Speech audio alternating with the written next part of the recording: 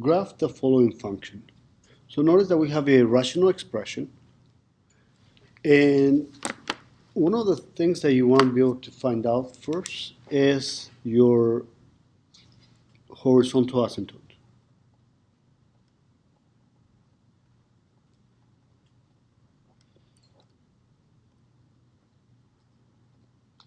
Your horizontal asymptote is going to be determined by your exponents on your polynomial. Since the bigger exponent is on the denominator, our rule is that your asymptote will be at y is equal to 0. It doesn't matter the number, it matters the fact that this is the bigger exponent on the denominator. Automatically will be y equal to 0, and you can start graphing it. So I'm going to place a dashed line, which will be my horizontal asymptote. My vertical asymptote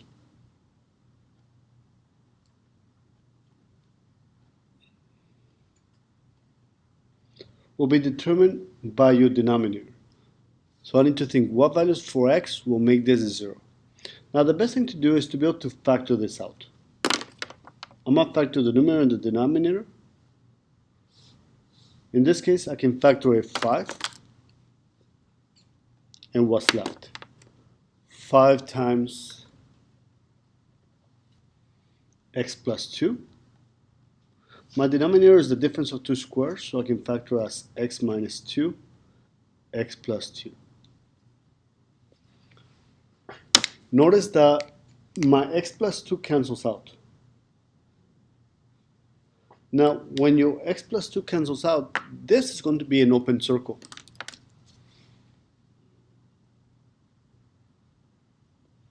So therefore, whenever you have an x on the denominator, it'll create two things. It will create your vertical asymptote, or if it cancels out, it still was part of your function, original function, so therefore, x cannot be equal to negative 2.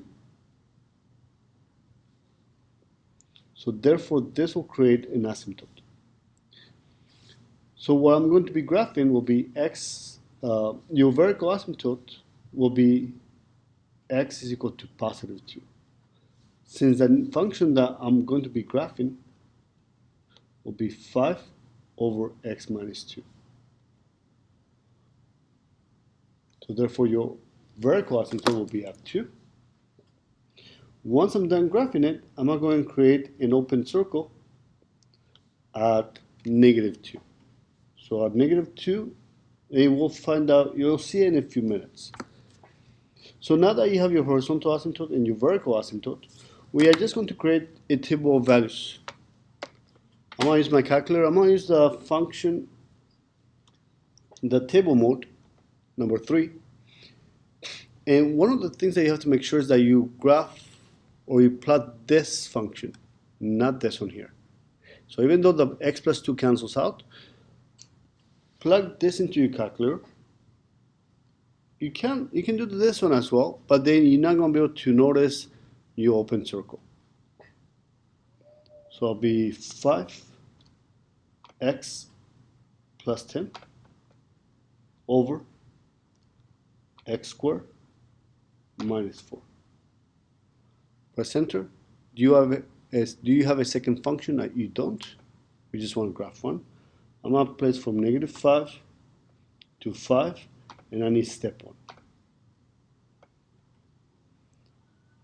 And I'm going to plot the points. So negative 5, 1, 2, 3, 4, 5. It gives me negative 0.7. Negative 4 is negative 0.8. Negative 3 is negative 1. Notice that it gives you an error, and that will create the open circle. Negative 1 is negative 0.7. At 0 is negative 2.5. At 1 is negative 5, 2, 4, 5.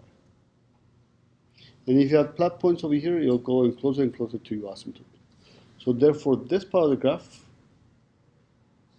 will be getting closer and closer to your asymptote, but never touching it, never crossing it. On the right hand side, notice at 2 there's an error, and that's your asymptote. 3 will be 5. 4 will be 2.5. 5 is 1.7. And we continue to the other points.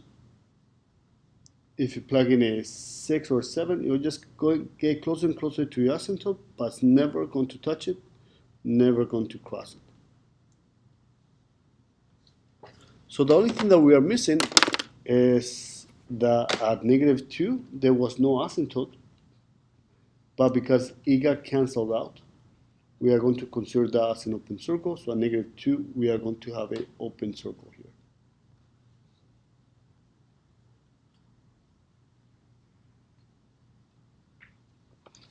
That means that at this value, at -2, there's no point